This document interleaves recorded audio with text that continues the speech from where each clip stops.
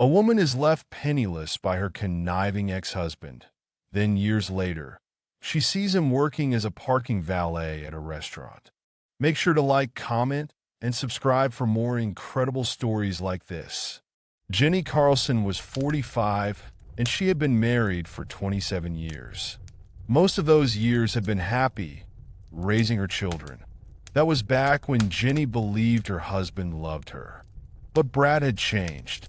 While Jenny had dedicated herself to their children and their home, Brad had dedicated himself to making money, a lot of money. He always said, "Jenny, we're partners 50/50ths, and don't you forget it. I couldn't be such a success without you." Jenny believed him, and she also believed he'd be honest with her, just as she was with him, that it's hard to pinpoint when exactly Jenny realized her marriage was over. Maybe it was when Brad forgot her birthday twice in a row, and it no longer hurt. Sitting alone in her bedroom, waiting for Brad, Jenny realized she wasn't in love with him anymore. She loved him. She respected him. He was her best friend, but the romance was dead. "Do what you do best the best you could." A few days later, Jenny said, "Are you happy, Brad?" He looked up from his laptop and frowned. "Of course. Why wouldn't I be?"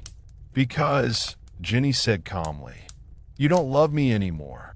Brad pressed his hands to his forehead and closed his eyes. He whispered, "Please, babe, can we talk about this in 2 weeks' time? I have a huge deal. I want to be able to give us my full attention." "Okay," Jenny agreed. 2 weeks. "Please, babe," Brad said with tears in his eyes. "Please don't give up on us. Just give me a little time, okay?" So Jenny did. And did she get a surprise? 2 weeks later, Brad breezed in. "The deal went through," he cried. "Can we talk tonight?" Jenny asked. "About us." Brad sat down on the sofa and crossed his legs nonchalantly. "We can talk now," he said. "So, do you want a divorce or not?"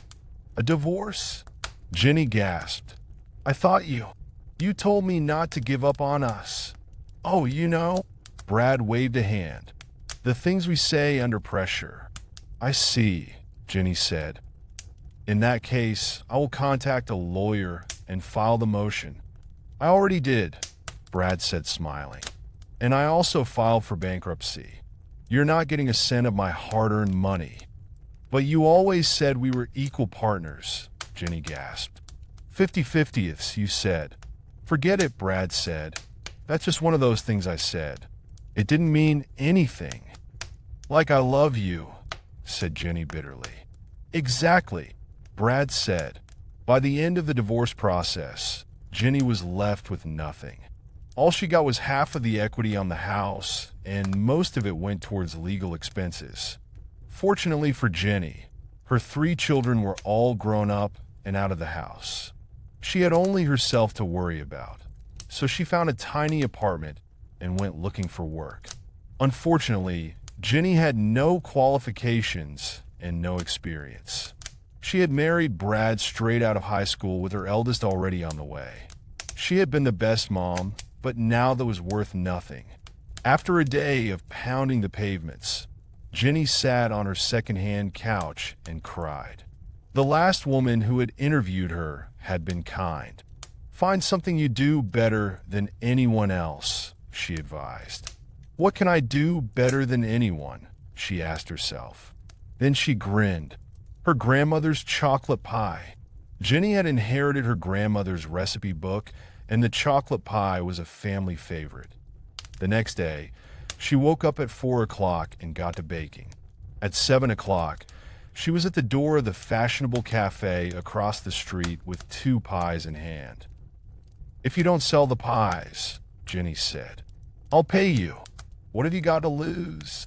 By 11 o'clock, the cafe owner was calling Jenny, asking for 2 more pies for the afternoon crowd. Then the customers started ordering whole pies to take home instead of just buying a slice. Jenny was a busy woman, and she got even busier when another cafe contacted her, then another, and another. One day, a buyer from a deli chain contacted her and told her he'd buy the pies frozen. With the owner of the first cafe as her partner, Jenny started a factory and launched her own brand, Aunt Gigi's Pies. It was a roaring success, and 3 years later, Jenny was on her way to being a very wealthy woman. And it wasn't just her professional life that was blossoming. She'd just started dating again, a handsome French food critic who adored her and loved chocolate pie.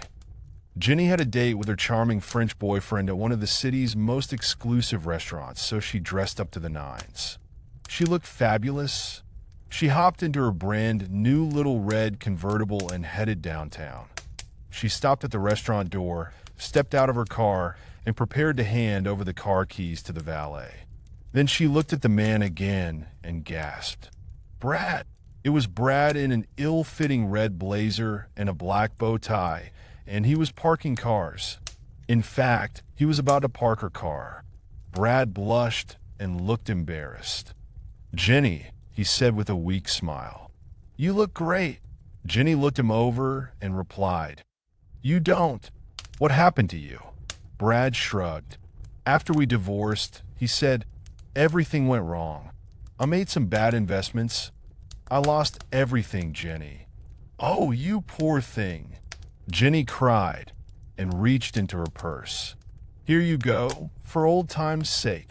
And with a sweet smile, she pressed a bill into her ex-husband's hand. 3 years ago, Brad had left her with nothing. Now he was the one with nothing, and she was giving him more than he had left her. She was leaving him with a $1 tip. You take care of my car now, she said breezily, and walked into the restaurant where a handsome man and a wonderful evening were waiting. What can we learn from this story? Do what you do best the best you can, and you'll have success. Jenny discovered that her chocolate pies were a hit and ended up with a famous dessert brand. What goes around comes around. Brad cheated Jenny of her part of the family assets and ended up broke and alone, while she made her fortune.